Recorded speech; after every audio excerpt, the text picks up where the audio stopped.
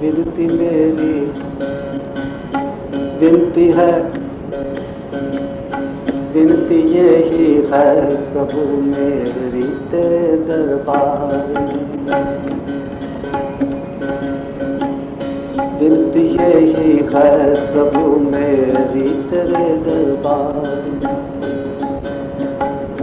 विनती यही है प्रभु मेरी तेरे दरबार में। विनती यही है प्रभु मेरी तेरे दरबार में। विनती यही है प्रभु मेरी तेरे, विनती यही है प्रभु मेरी तेरे दरबार में। हूँ रहूं तेरी ही तेरी, रहूं तेरी ही तेरी, नित्य तेरे दरबार में, नित्य तेरे दरबार में।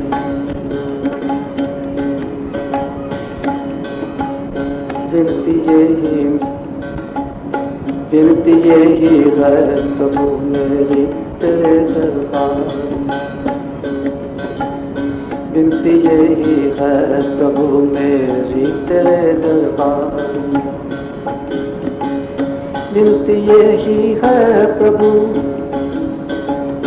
विनती यही है प्रभु मेरी तेरे दरबार में, मेरी तेरे दरबार। विनती यही है प्रभु मेरी, विनती यही है प्रभु, विनती यही है प्रभु मेरी तेरे दरबार में, तेरे दरबार में। विनती यही है प्रभु मेरी तेरे दरबार में। विनती यही है प्रभु मेरी तेरे दरबार में।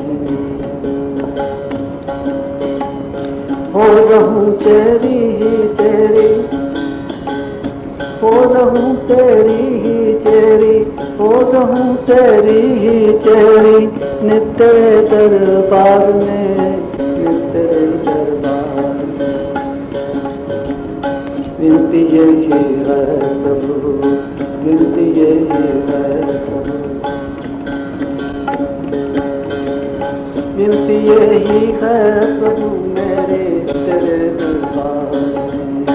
विनती मेरी, विनती यही है प्रभु मेरी तेरे दरबार में। भूख है तेरे तरफ की, भूख है तेरे तरफ की, भूख है तेरे तरफ की, भूख है तेरे तरफ की, भूख है तेरे तरफ की, भूख है तेरे तरफ की। है व्यथा घेरे मुझे, है व्यथा घेरे मुझे, है व्यथा घेरे मुझे।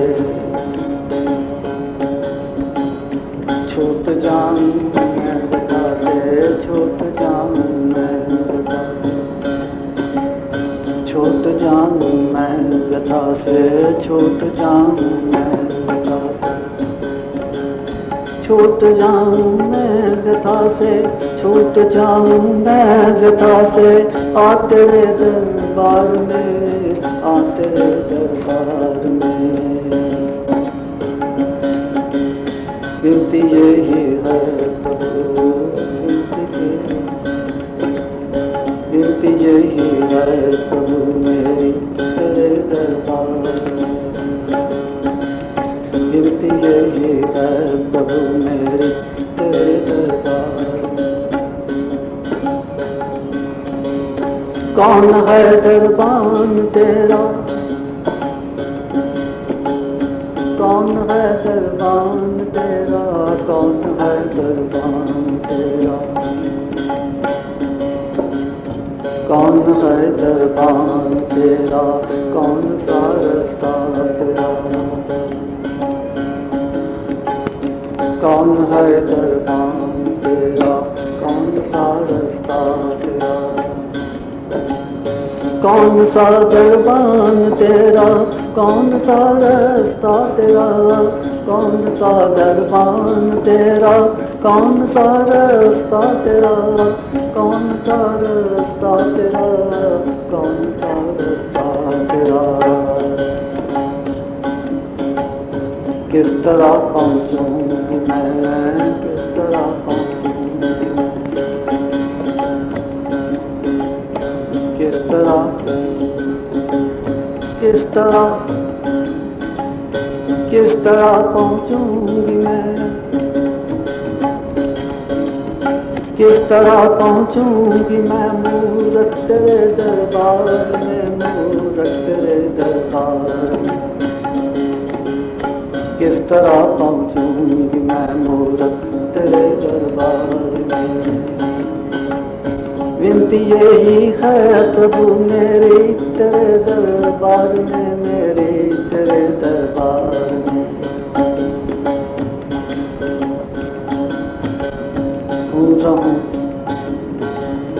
हो रहूं तेरी चेरी, हो रहूं तेरी चेरी नित तेरे दरबार में, नित तेरे दरबार में।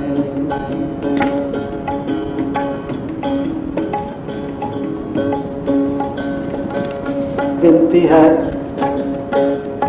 विनती यही है प्रभु, विनती यही है प्रभु।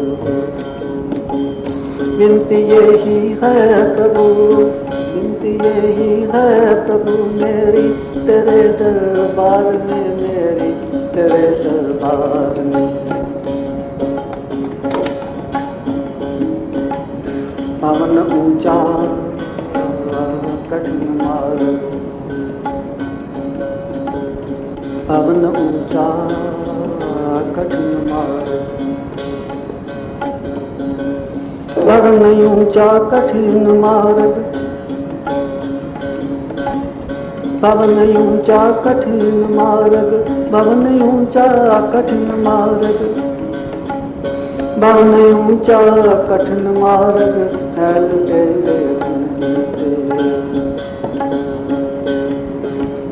पवन ऊंचा कठिन मार्ग है लुटेरे घूमते, है लुटेरे घूमते, है लुटेरे घूमते, है लुटेरे घूमते। फिर भला पहुँचूंगी क्यों कर, फिर भला पहुँचूंगी क्यों कर, फिर भला पहुँचूंगी क्यों कर, फिर भला पहुँचूंगी क्यों कर मैं तेरे दरबार में, मैं तेरे दरबार में। विनती यही है प्रभु, विनती यही है प्रभु,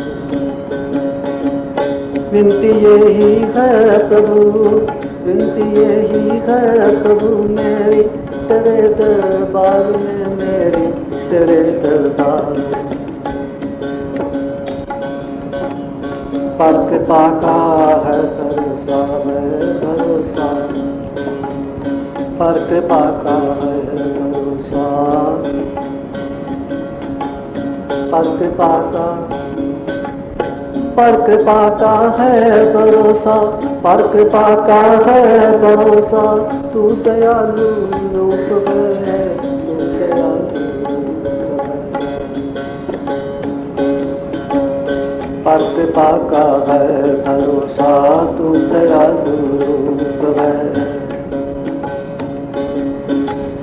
पर कृपा का है भरोसा, तू दयालु रूप है, तू दयालु रूप है, तू दयालु रूप है। ले ही जा, ले ही जाएगा तू एक दिन, ले ही जाएगा तू एक दिन, ले ही जाएगा तू एक दिन, ले ही जाएगा तू एक दिन, तू तेरे दरबार में, तू तेरे दरबार में। विनती ये प्रभु,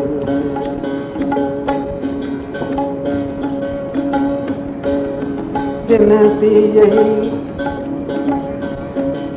विनती यही,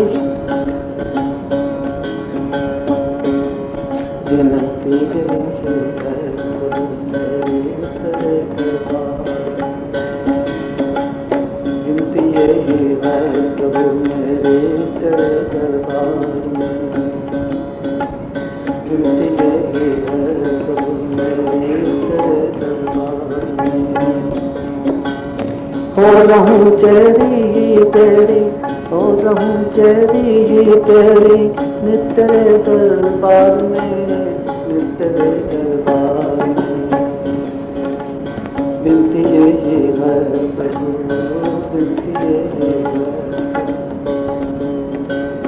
विनती यही है प्रभु, विनती यही है प्रभु मेरे तेरे दरबार में, मेरे तेरे दरबार।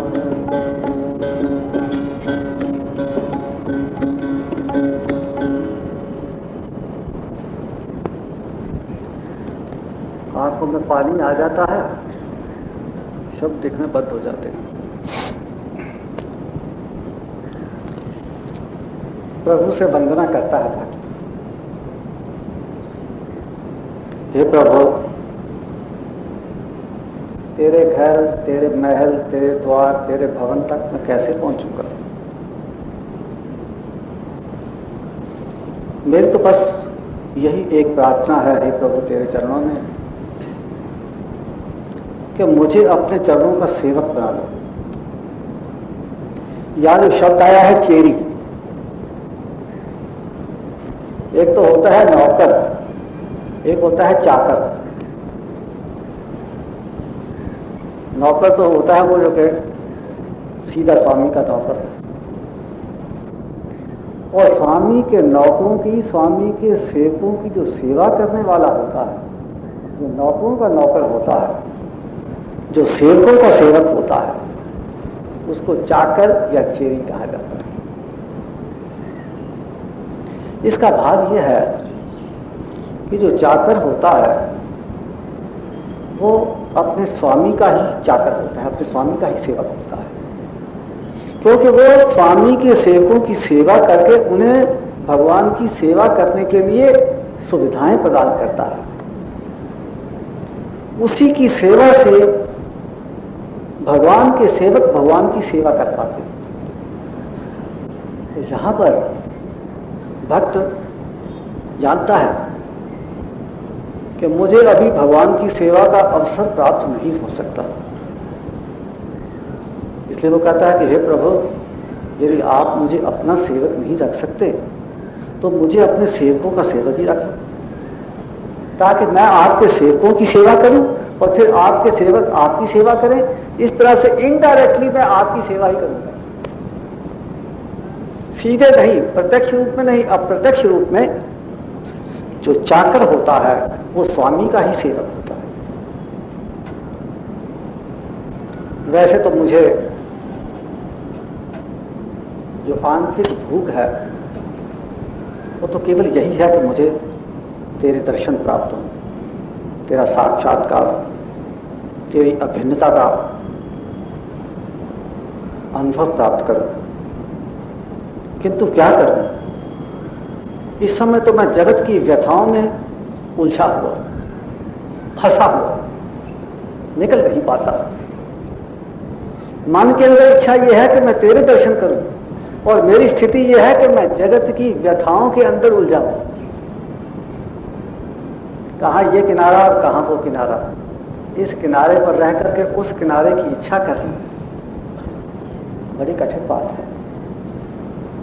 किंतु भक्त जगत के अंदर रह करके भी, जगत के विषयों और वासनाओं के अंदर वो डोलता हुआ, घूमता हुआ भी अपने हृदय के अंदर भगवान के प्रति प्रेम और भगवान के लिए तड़प रखता है। वो जगत के विषयों के अंदर रहता है, किंतु उसका मन अपने भगवान के प्रति प्रेम युक्त होता है। तो हे प्रभु आप ऐसी कृपा करो कि ये सब जगत की व्यथा छूट जाए मेरे से, और मैं तेरे दरबार में, तेरे घर में, तेरे आंगन में पहुंच सकूं। ऐसी कृपा करो आप तेरे ऊपर। मैं नहीं जानता कि तेरा दरबान कौन है, कौन पहरेदार है वहां पर, किससे जाकर के अनुमति मांगना है, रास्ता कौन सा है, ऊपर नीचे इधर उधर दाएं बाएं कहां घूमते हुए जाना है, रास्ते में कंकर है कि पत्थर है कि अच्छी पक्की सड़क बनी हुई है, मुझे कुछ पता नहीं। और फिर बड़ा ऊंचा घर है तेरा, बड़ा ऊंचा दरबार है, और बड़ा कठिन मार्ग है। देखो वैसे तो भक्ति का मार्ग बहुत सरल है, किंतु किनके लिए सरल है? जिनको भक्ति प्राप्त हो जाती है उनके लिए सरल है, क्योंकि भक्ति की अवस्था प्राप्त हो जाने के पश्चात तो फिर भक्त को कुछ करना शेष रहता ही नहीं। फिर तो भगवान भक्त के लिए साधना करते हैं। भगवान भक्त बहुत कठिन है, चढ़ाई बहुत कठिन है, प्रभु का घर बहुत दूर है, बहुत ऊंचा है। वैसे तो भगवान हमारे अंतर में है, भगवान को कहीं प्राप्त करना ही नहीं। शास्त्र ये समझाते हैं कि तुम्हें भगवान को प्राप्त करना ही नहीं है, भगवान तो तुम्हारे साथ हर समय रहते हैं। किंतु भ्रांति वशात जीव ऐसा समझे बैठा है कि भगवान मेरे से बहुत दूर है, और उसी दूरी की कल्पना करता है कि हे प्रभु तेरा घर तो बहुत ऊंचा है, मार्ग बड़ा कठिन है, के अंदर लुटेरे घूमते हैं, अर्थात जगत की विषय वासनाएं, विकार, सुख और दुख की अनुभूतियां, अनुकूलताएं और प्रतिकूलताएं, भांति भांति के आकर्षण, मन भ्रमित हो जाता है जगत को देख करके, जगत के अंदर आसक्ति युक्त हो जाता है। ये राग द्वेष, काम, क्रोध, लोभ इत्यादि ये सब लुटेरे हैं जो कि जीव के मन को हर करके ले जाते हैं। फिर जब मार्ग इतना कठिन है और तेरा घर इतना ऊंचा है और चारों ओर लुटेरे घूम रहे हैं, तो फिर भला मैं तेरे घर तक कैसे पहुंच पाऊंगा? किंतु भक्त को मन के अंदर एक बात का भरोसा है कि मेरा भगवान बड़ा दयालु है, वो अपने भक्तों का की श्रद्धा का आदर करता है। वो हाथ पकड़ करके भक्त को ऊपर खींच लेता है। भक्त को चल करके जाना नहीं पड़ता।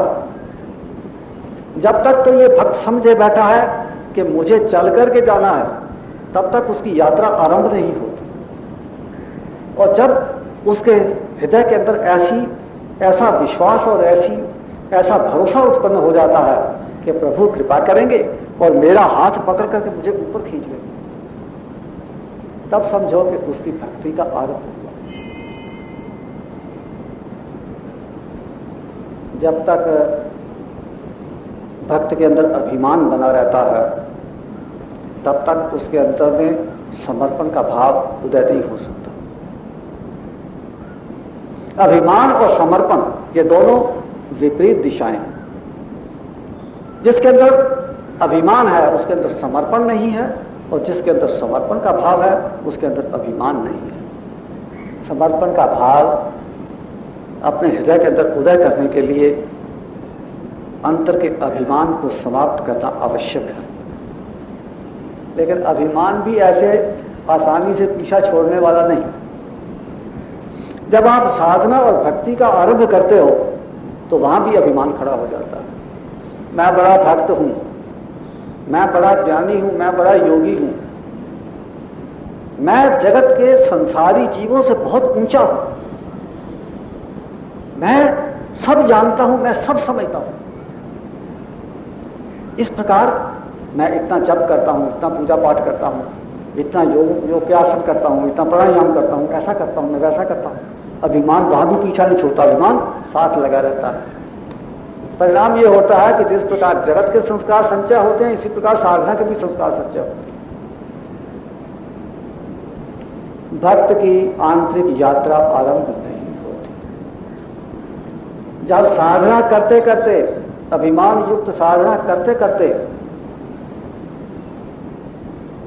एक दिन भक्त ऐसा अनुभव करता है कि मैंने इतनी साधना की, इतनी मालाएं घुमाई, इतना नाच नाच करके कीर्तन किया, इतने सांस रोक करके प्राणायाम करता रहा, जन्म जन्मांतर इसी प्रकार करते करते व्यतीत हो गए, किंतु मुझे अभी तक क्या प्राप्त हुआ है? कुछ नहीं प्राप्त। तब उसका अहंकार का अभिमान गलित होना आरंभ हो जाता है, उसका अभिमान टूटने लगता है और उस अवस्था के अंदर उसमें समर्पण का भाव पैदा हो जाता है। भगवान की उपलब्धि, प्रभु की उपलब्धि साधना से नहीं होती, भक्ति से नहीं होती। कैसे होती है? प्रभु की कृपा से होती है। और जब तक आप में साधना का अभिमान है, तब प्रभु कृपा क्यों करे आपके ऊपर? क्योंकि आप तो साधना का अभिमान लिए बैठे हो, पुरुषार्थ करूंगा मैं इतना, एक दिन भगवान को प्राप्त कर लूंगा, ऐसा पुरुषार्थ करूंगा, ऐसी साधना करूंगा। तो जब तक आपके चित्त के अंदर साधना का, भक्ति का अभिमान है, अहंकार है, तब तक समर्पण का भाव नहीं आया। और जब आपके चित्त के अंदर ऐसा भाव उत्पन्न हो जाता है, हे प्रभु मैं जो कुछ कर सकता था सब कुछ करके देख लिया, मेरे किए से कुछ नहीं हुआ, मेरे किए से कुछ होने वाला भी नहीं, अब तो तू ही कुछ कृपा करे, तभी मेरी गाड़ी आगे बढ़े, तभी मेरी यात्रा आरंभ हो। फिर भक्त भगवान के आश्रित हो जाता है। आपने देखा, ऊंची दीवार है, छोटा सा बच्चा है, दीवार के ऊपर चढ़ने की कोशिश करता है क्योंकि उसकी माता दीवार के ऊपर बैठी है। बच्चे में पहले तो अपना कर्तृत्वाभिमान होता है, अपना पुरुषार्थ का अहंकार होता है, वो हाथ ऊंचा करता है, नहीं पहुंच पाता, अपनी एड़ियां उठा देता है, पांव ऊपर कर देता है कि किसी तरह मैं दीवार के ऊपर पहुंच पाऊं। तो जो कुछ भी वो कर सकता था, हाथ उठाता है, रोता है, एड़ियां उठा करके अपनी माता को पुकारता है। जब उसका अभिमान टूट जाता है, मेरे प्रयत्न करने से, मेरे पुरुषार्थ करने से कुछ नहीं हुआ, तब उसकी माता को उस पर दया आती है, उसका रोना सुन करके, और उसकी माता ऊपर से लंबे हाथ करके नीचे और उसको अपने हाथों से पकड़ करके ऊपर उठा देती है। जब तक बच्चे के अंदर समर्पण का भाव नहीं, माता उसका तमाशा देखती रहती है। इसी प्रकार से भक्त के अंदर भी जब तक पुरुषार्थ का, अपने प्रयत्न का, अपनी साधना का अभिमान होता है, तब तक उसको भगवान की कृपा प्राप्त नहीं होती। और जब उसका अभिमान टूट जाता है, मेरे किए से कुछ हुआ नहीं, मेरे किए से कुछ होने वाला नहीं, जब उसकी ऐसी दृढ़ धारणा हो जाती है, तब उसके ऊपर भगवत कृपा आरंभ हो जाती है। ऐसा जो भक्त का जो भरोसा है कि प्रभु बड़े दयालु हैं, प्रभु एक दिन मेरे ऊपर अवश्य कृपा करेंगे। यदि अभी तक भगवान ने मेरे ऊपर कृपा नहीं की, तो इसका अर्थ ये नहीं है कि भगवान कृपा करेंगे ही नहीं।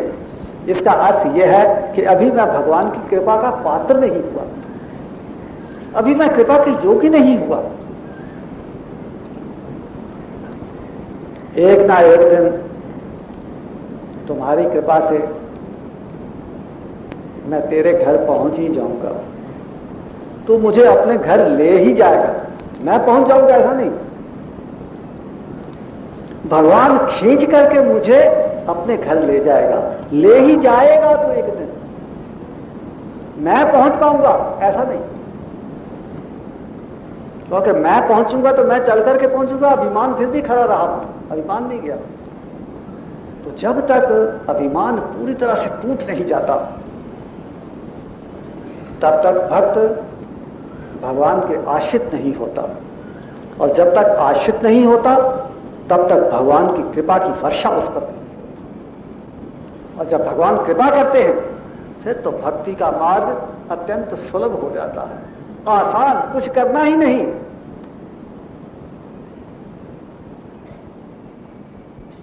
ऐसा इस भजन का भाव है।